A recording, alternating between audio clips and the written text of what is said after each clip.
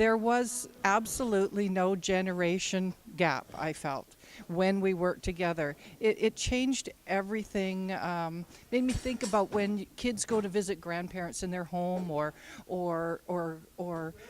adults go to see kids in their genre of whatever they like.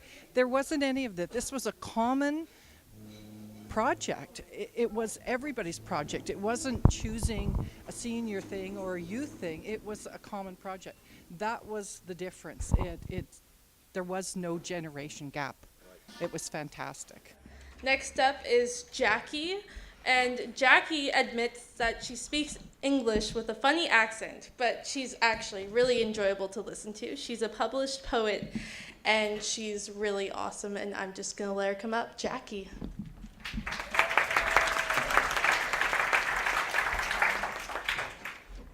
A workshop at Century House.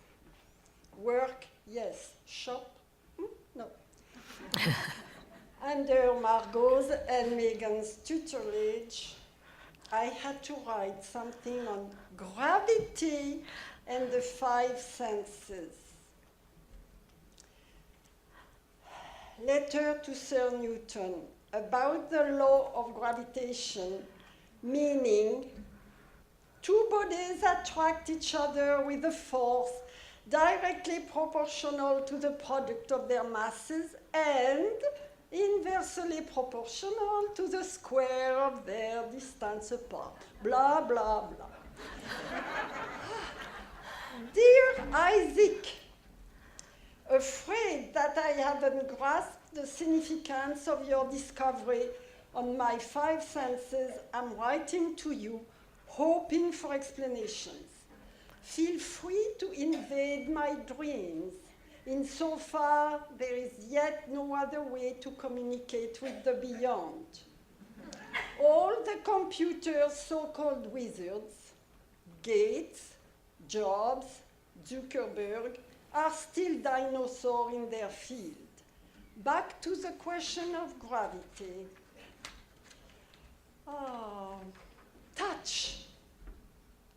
It must have hurt when the apple fell on your head, assuming it was on your head and not on any other more sensitive part of your body. Sight. What kind of apple was it? Macintosh? Rennet? John Gould? Granny Smith?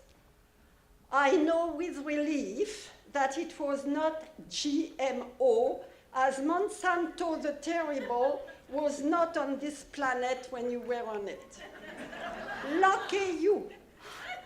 So, was it bright red, shiny, slightly gray, and greeny? I forget that you would not have had a chance to attend the Apple Festival at UBC. What a sight! Gravity at its max. Every fall season. Here, fall means autumn. I think touch and sight are joined at the hip, so to speak. Just observe people malaxing, bruising fruit in every grocery store. It must give them an idea of taste. You must have eaten the famous apple while nursing your bruise out of curiosity or revenge while pondering about gravity. Was it juicy, sweet, sour, just ripe to your taste? Hearing. Was it crunchy? I love the noise of a crunchy fruit, a cookie, or toasted bread. By the way, did you talk to Leibniz, on the subject of gravity? Did you meet him? He died 11 years before you did. And in your days without telephone, communication was lengthy and difficult. But considering the appalling service we get from our postal system, it could hardly be worse. It took one of my letters from New West to Surrey, across the river, 30 days to reach a perfectly labeled address. But I digress. Back to gravity. Smell. Your portrait shows a gentleman with a fine long nose. So unless you had a bad cold the day gravity came to meet you, tell me, did the apple smell earthy, full of sunshine warmth? Did it make you dream of an apple pie just out of the oven, waiting for you on the windowsill? One little experiment with gravity can trigger not only a discovery of scientific importance, but sweet memories as well.